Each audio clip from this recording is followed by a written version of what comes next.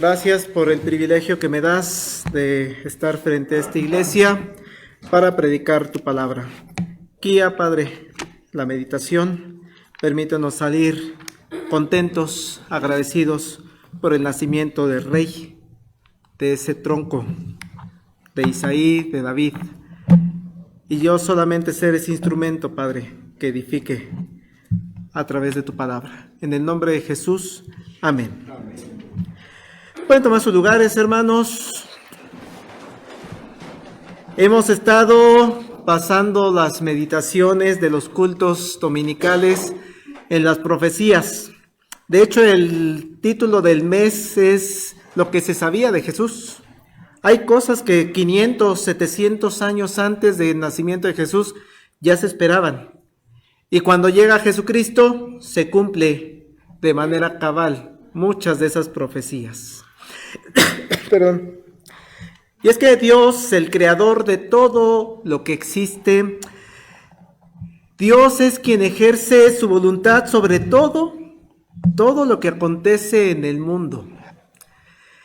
Y hay algo que nos debe tener muy contentos y tranquilos, hermanos. Dios tiene perfectamente claro todo su plan de salvación para la humanidad.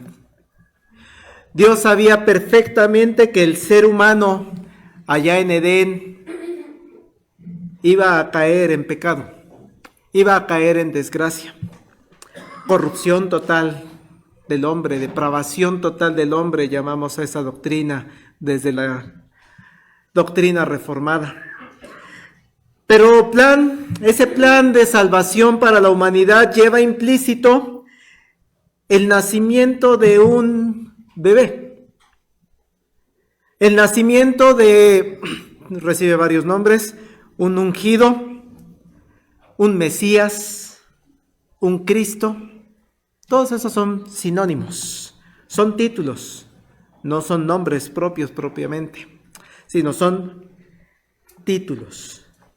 Y también se había anunciado que este plan de salvación para la humanidad que está en desgracia, además de que el nacimiento del ungido Mesías, del Cristo, iba a ser a través del nacimiento en una virgen. Meditación que ya tuvimos también al principio del mes. Y es tan perfecto el plan de Dios para la salvación que también dijo el lugar en donde iba a nacer. En Belén de Judea, cosa que también ya meditamos sobre ese lugar. Esa promesa es lo que hemos estado analizando, meditando en todo este periodo de Adviento, y es que fue ratificada de manera constante a través de los profetas. Cuando leemos a Isaías, a Oseas o a Jeremías, nos encontramos con esas promesas del nacimiento de alguien especial, de un Mesías, de un Cristo, de un ungido. Y es el profeta Isaías ahora en el capítulo 11 que nos vuelve a recordar la promesa. Y recuerden, hermanos, estamos 500 años antes del nacimiento de Jesús. ¿Desde cuándo se sabía que iba a nacer Jesús? Desde la eternidad. El plan de Dios desde la eternidad, desde antes de la creación de todo, ya sabía ese plan.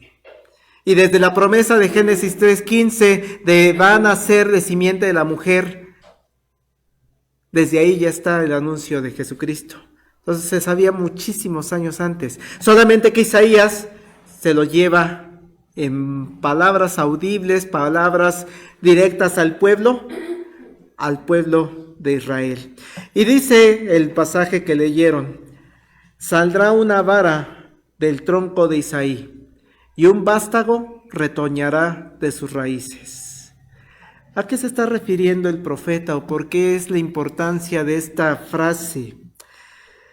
Antes de ver sobre quién se está refiriendo este profeta en este escrito, vamos a continuar con la revisión del pasaje.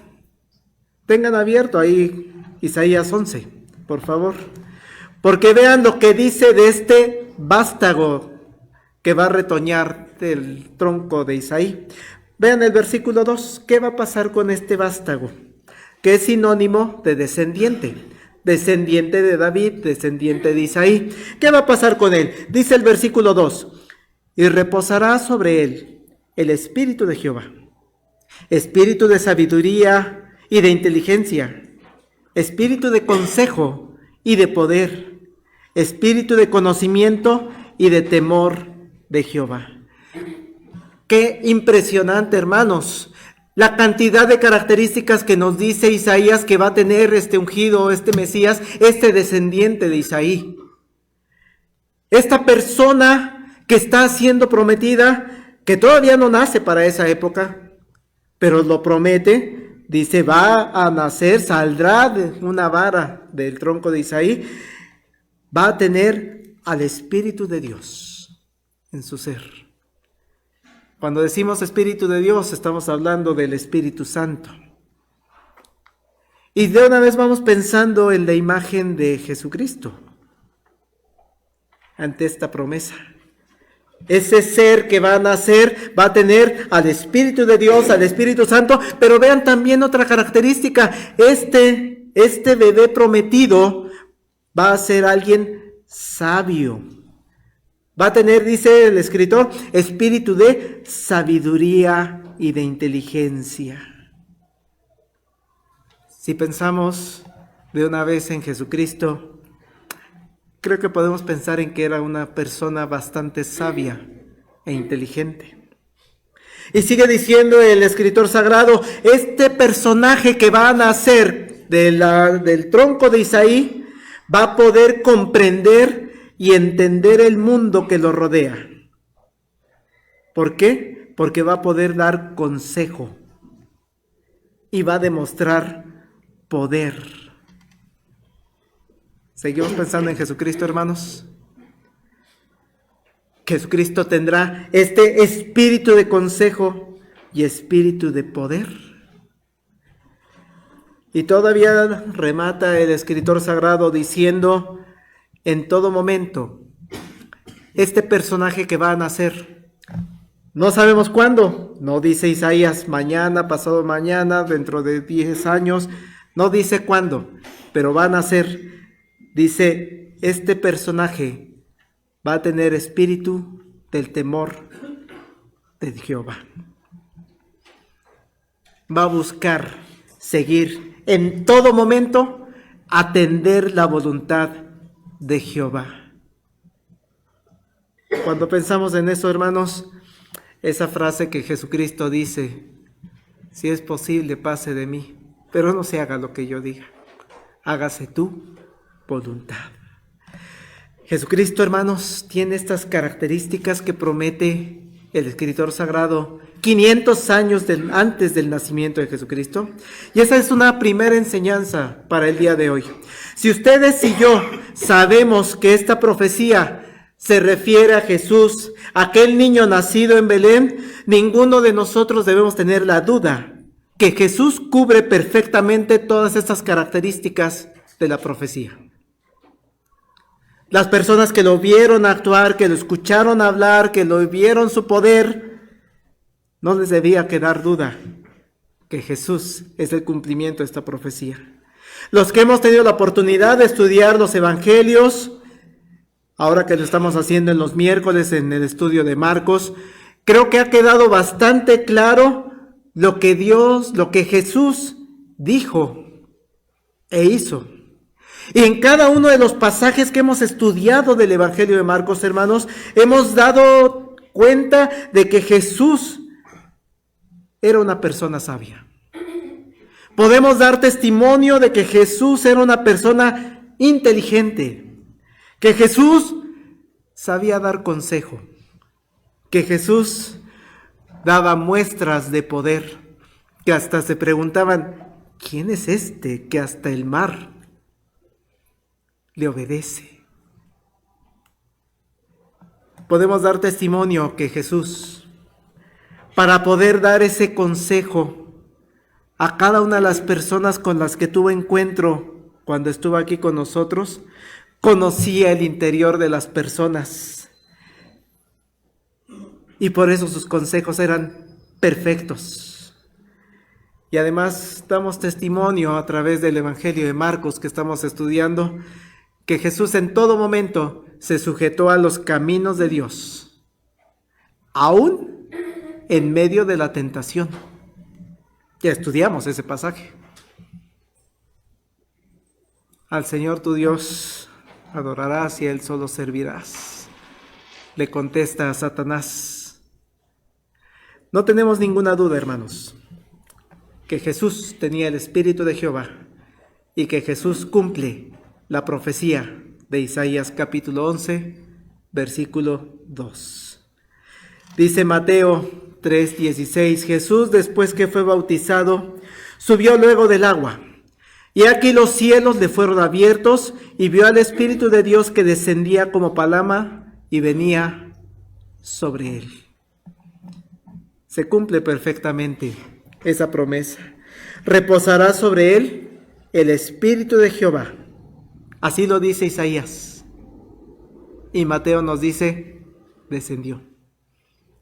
Como en forma de paloma. No era una paloma, es como forma de paloma. Y entonces en Jesús, cumpliéndose estas características, pasamos a otra parte de la enseñanza. Porque esto nos implica, hermanos, a ustedes y a mí, un enorme reto. Porque usted y yo somos seguidores de Jesús. Somos discípulos de Jesús. Nuestra parte de nuestra misión en este mundo es cada día ser más como tú. Hasta hay un himno que por ahí dice algo así, ¿no? Quiero ser más como tú. Ver la vida como tú. Queremos ser como Jesucristo.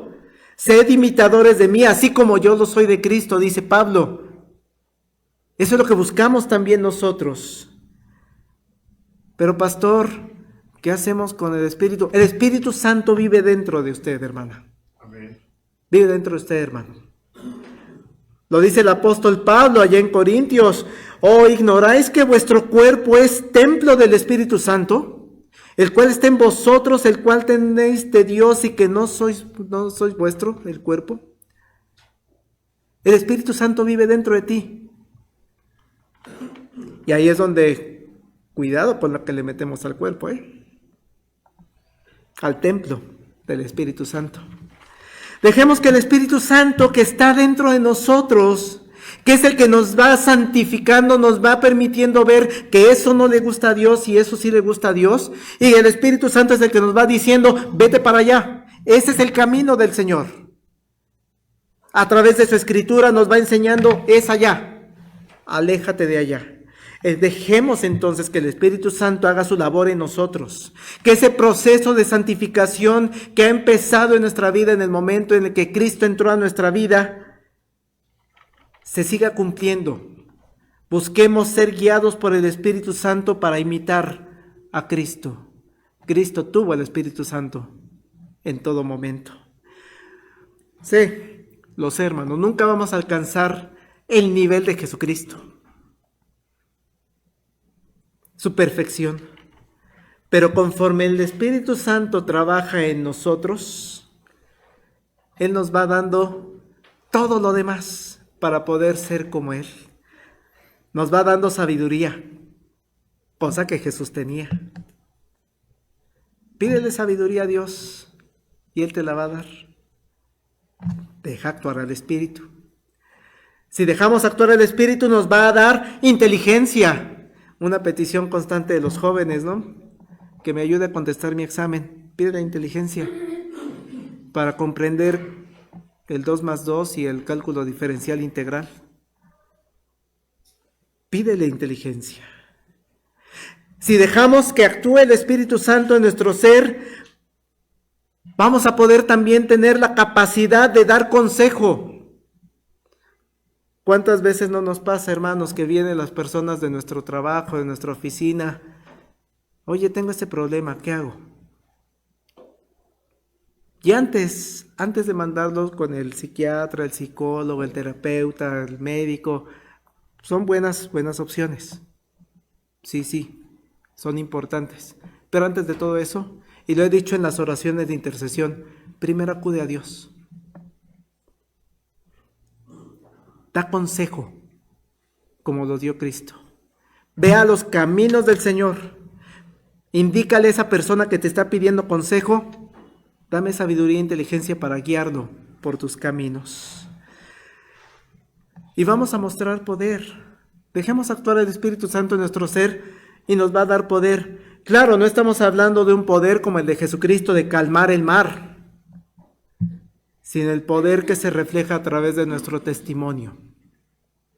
Cuán importante es que en la oficina, en el trabajo, en la escuela, haya gente que diga, tú eres diferente. Tienes el poder de negarte a una cerveza, por ejemplo. No cualquiera.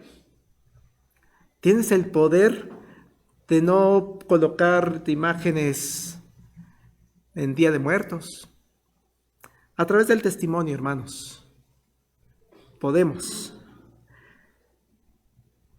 No dejemos de lado el temor de Jehová, porque Cristo tampoco lo dejó en ningún momento. Por eso la importancia de Isaías 11:2, si reposará sobre él el espíritu de Jehová, espíritu de sabiduría y de inteligencia, espíritu de consejo y de poder, espíritu de conocimiento y de temor de Jehová. Y eso, hermanos, también ustedes y yo podemos tenerlo, si somos discípulos, imitadores de Jesucristo.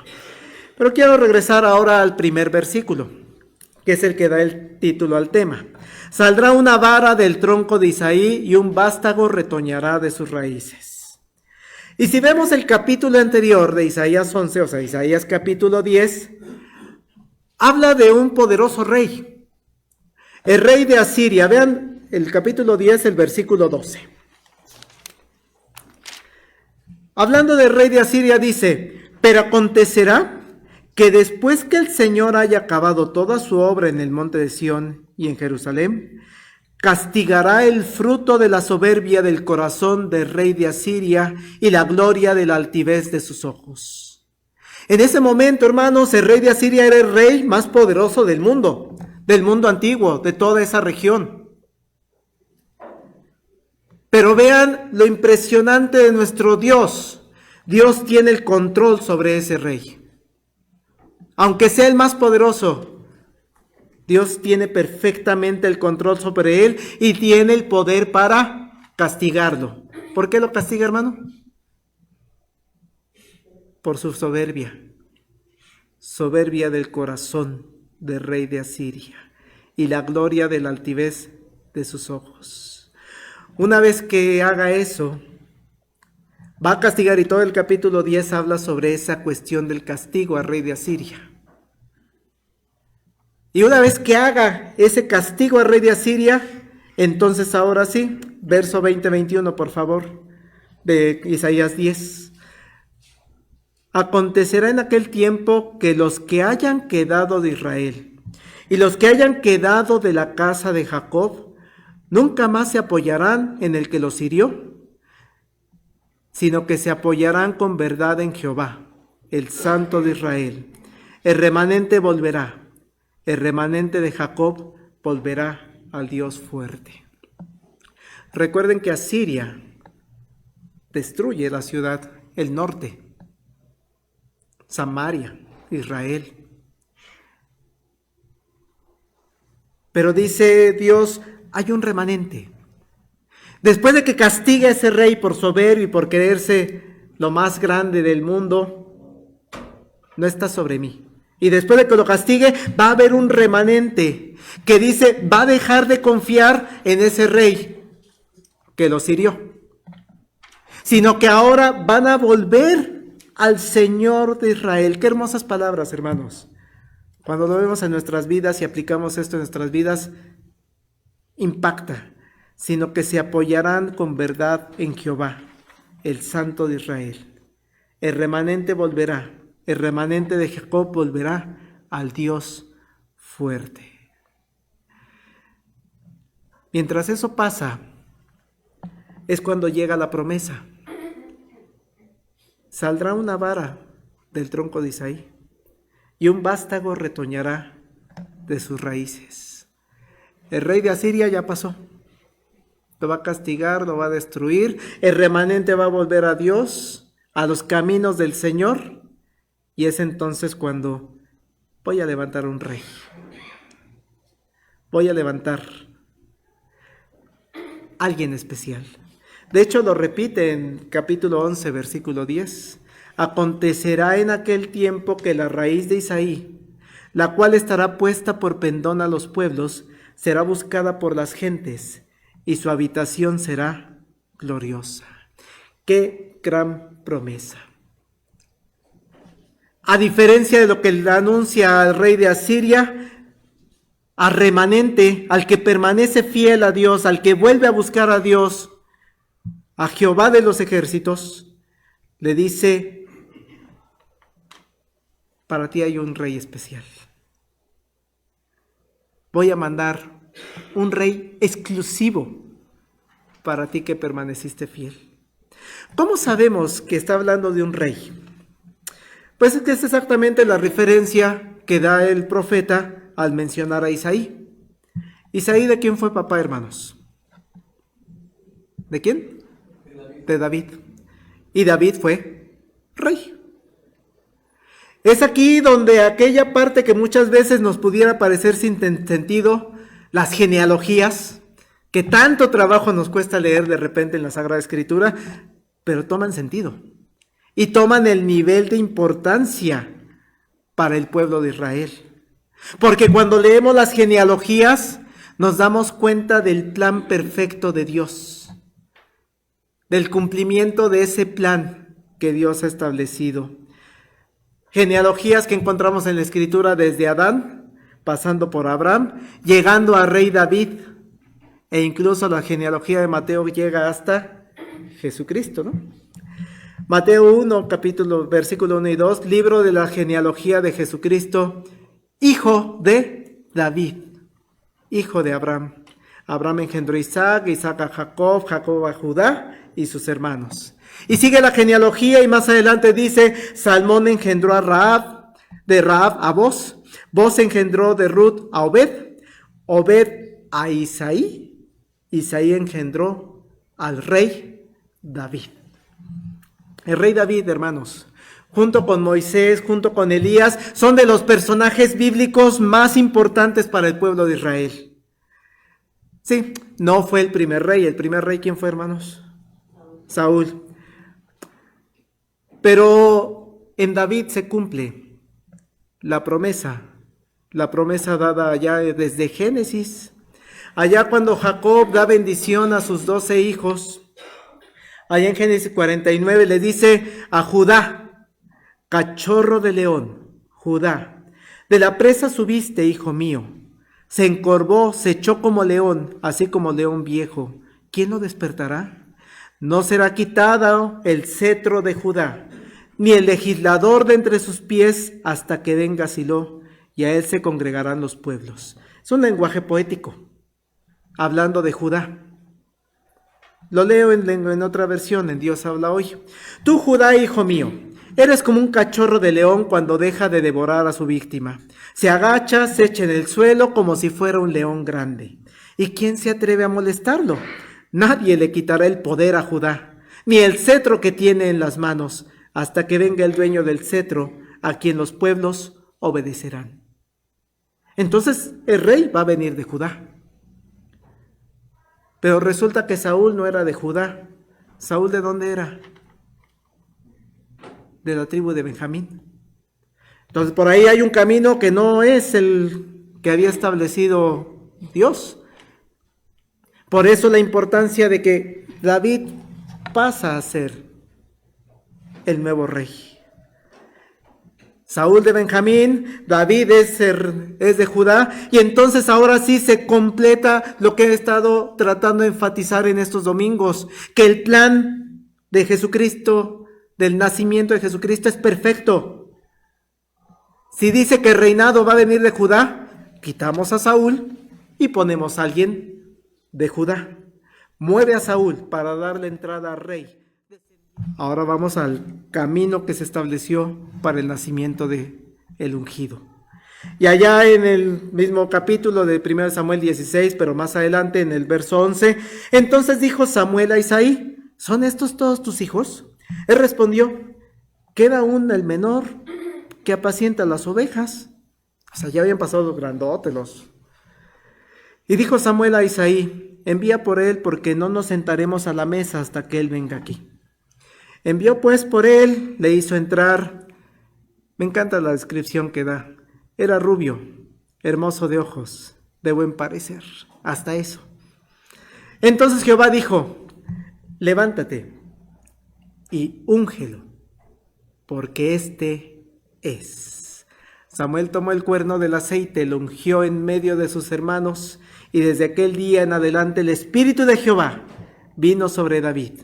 Se levantó luego Samuel y se volvió a Ramá.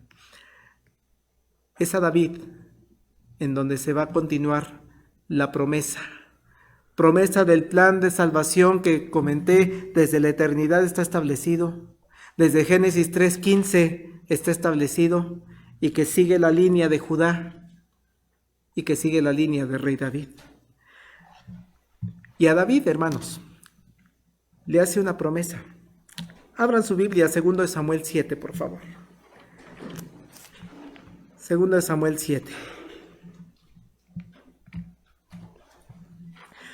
Versículo 8 y 9 primero. Ahora pues dirás así a mi siervo David: así ha dicho Jehová de los ejércitos: yo te tomé del redil de detrás de las ovejas, para que fueses príncipe sobre mi pueblo, sobre Israel. Y he estado contigo en todo cuanto has andado. Delante de ti he destruido a todos tus enemigos, y te he dado nombre grande, como el nombre de los grandes que hay en la tierra. Ay, qué palabras tan hermosas le dice Dios a David. Vamos al verso 12 y 13. Cuando tus días sean cumplidos y duermas con tus padres, yo levantaré después de ti a uno de tu linaje, el cual procederá de tus entrañas, y afirmaré su reino. Él edificará casa a mi nombre, y yo afirmaré, y la palabra clave, hermanos, para siempre el trono de su reino. Sabemos que en una primera instancia se está refiriendo a Salomón, que es el que va a construir el templo. Pero esa palabra para siempre, Salomón no fue eterno, no fue para siempre. Salomón se murió. Último versículo de ese capítulo 16. Y será afirmada tu casa y tu reino para siempre delante de tu rostro, y tu trono será estable con, ¿cuándo, hermanos? Eternamente. En Salomón no se podía cumplir esta promesa, porque Salomón murió. Entonces faltaba cumplir esa parte. Ante esta promesa, de manera natural, el profeta Isaías es enviado al pueblo, y cuando se encuentra ese pueblo alejado de los caminos de Dios, les recuerda: saldrá una vara del tronco de Isaí. Acuérdate, ya te lo dijo. Se lo dijo a David, se lo dijo a Salomón. Acuérdate, pueblo, saldrá una vara del tronco de Isaí, un vástago retoñará de sus raíces. Y ve las características que va a tener este descendiente de David. Reposará sobre él el espíritu de Jehová, espíritu de sabiduría, de inteligencia, de consejo, de poder, de conocimiento y de temor de Jehová. Eso va a tener este rey. Espéralo. Y le hará, sigue diciendo el profeta, y le hará entender diligente en el temor de Jehová. No juzgará según la vista de sus ojos, ni arguirá por lo que oigan sus oídos, sino que vean lo que va a hacer este rey. Juzgará con justicia a los pobres. Arguirá con equidad por los mansos de la tierra. Herirá la tierra con la vara de su boca, y con el espíritu de sus labios matará al impío. Será la justicia cinto de sus lomos, y la fidelidad ceñidor de su cintura. No era Salomón, es alguien más. Es alguien más. Por eso, hermanos, esa gran esperanza. El pueblo judío en tiempos del Imperio Romano esperaban con ansiedad la llegada de un rey, de rey prometido, descendiente de Isaí, descendiente de David. Porque ellos decían: es que va a llegar este rey y nos va a rescatar al remanente, al que permaneció fiel en los caminos del Señor. En medio de los pueblos que nos han conquistado, ya pasaron los asirios, pasaron los babilonios, pasaron los griegos, pasaron los romanos, estaban los persas y ahora en ese momento están los romanos. Estamos esperando al rey que nos va a liberar. Ese rey que va a juntar a los desterrados y que va a unir nuevamente al reino de Dios. Vean por favor Isaías 11, regresamos al capítulo que estábamos, Isaías 11. Vean lo que va a hacer y por qué era la esperanza de estos judíos durante 500 años. Isaías 11, verso 10. Acontecerá en aquel tiempo que la raíz de Isaí, la cual estará puesta por pendón a los pueblos, será buscada por las gentes, y su habitación será gloriosa.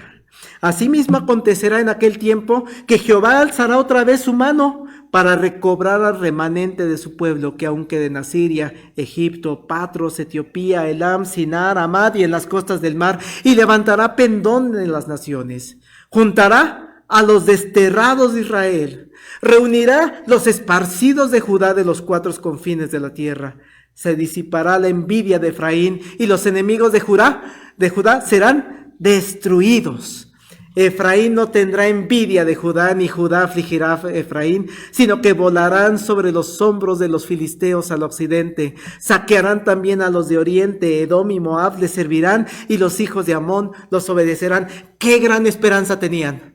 Va a venir un rey, va a venir un descendiente del tronco de Isaí, y él nos va a volver a unir, nos va a volver a juntar, va a destruir a todos los que nos han maltratado. ¡Qué esperanza tan grande tiene el pueblo de Judá! Los judíos. Por eso esperaban con ansias a un rey, descendiente de Isaí, descendiente de David, que va a destruir a sus enemigos. De ahí, hermanos, es tan significativo que en estas fechas de Adviento recordamos mucho la llegada de los magos de Oriente, ¿no? Ellos estaban enterados de esa profecía. Qué interesante que la deportación, que cuando fueron sacados al exterior el pueblo de Israel, pues se llevaron sus ideas, sus promesas y las enseñaron a otros pueblos. Por eso los magos de Oriente sabían de esta profecía. Por eso cuando vieron la estrella, ¿qué le dijeron a Herodes? ¿A quién buscaban? Al rey de los judíos. Cuando Jesús nació en Belén de Judea en días del rey Herodes, vinieron del oriente a Jerusalén unos magos diciendo: ¿dónde está el rey de los judíos que ha nacido? Su estrella hemos visto en oriente y venimos a adorarle. Hasta los magos, hasta gente que no era del pueblo, se enteró de esa profecía. Jesús, hermanos, es el rey. Es el prometido. El rey de los judíos. El ungido de Dios. Por eso qué maravilloso cuando dice el mismo Jesucristo: toda potestad me es dada en el cielo y en la tierra. Soy el rey. Él se reconoce como ese rey. Incluso, hermanos, aquellas personas que querían denostar al descendiente de Isaí, de David, con frases que parecían hasta de burla, lo que hacen es confirmar que Jesús es el rey. ¿Qué pusieron en la cruz? ¿Qué letrero pusieron? Este es Jesús, el rey de los judíos. No, que diga mejor, dijo que. No, lo que está puesto, está puesto. Es el rey de los judíos. Hasta una frase que era de burla lo confirma. Qué hermoso cuando Natanael, allá en el Evangelio de Juan 1:49, dice: Rabí, tú eres hijo de Dios, tú eres el rey de Israel. Lo reconoce como ese rey, ese ungido. Hay muchas referencias más, hermanos, para afirmar, confirmar que Jesús es el rey prometido por Isaías. Pero solamente quiero dejar 2 pasajes más en la mente de cada uno de nosotros. Porque esta Navidad vamos a adorar al rey prometido. Esta Navidad, en la cena de Nochebuena, en nuestros hogares, en la familia, el centro va a ser el rey que vinieron a adorar los magos del oriente. No perdamos nunca de vista que quien nació no es un niño común y corriente, es un rey, descendiente de Isaí, el testigo fiel, el primogénito de los muertos, el soberano de los reyes de la tierra, el que nos amó y nos lavó de nuestros pecados con su sangre y nos hizo reyes y sacerdotes para Dios su Padre. A él sea gloria e imperio por los siglos de los siglos. Amén. Ese es el rey que celebramos en Navidad. Ese es el tronco de Isaí que celebramos. Y último pasaje, 11:15, Apocalipsis 11:15. Y nos ponemos en pie, hermanos, para leerlo. Apocalipsis 11:15. El centro de la Navidad está escrito en este versículo. Todos juntos, hermanos, dice: el séptimo ángel tocó la trompeta y hubo grandes voces en el cielo que decían: los reinos del mundo han venido a ser de nuestro Señor y de su Cristo, y Él reinará por los siglos de los siglos. Amén. Oramos, hermanos. Te agradecemos, Padre, la oportunidad que nos das de reconocer que quien nació en ese portal en Belén, en ese espacio humilde, un pesebre, nació un rey. Gracias porque desde la eternidad tú has establecido este plan y has permitido que se lleve a cabo, tal cual lo prometiste. Gracias porque celebramos al Rey de Reyes, al Señor de Señores, y permite que en esta Navidad sea Él el centro de nuestra adoración. Gracias en el nombre de Jesús. Amén.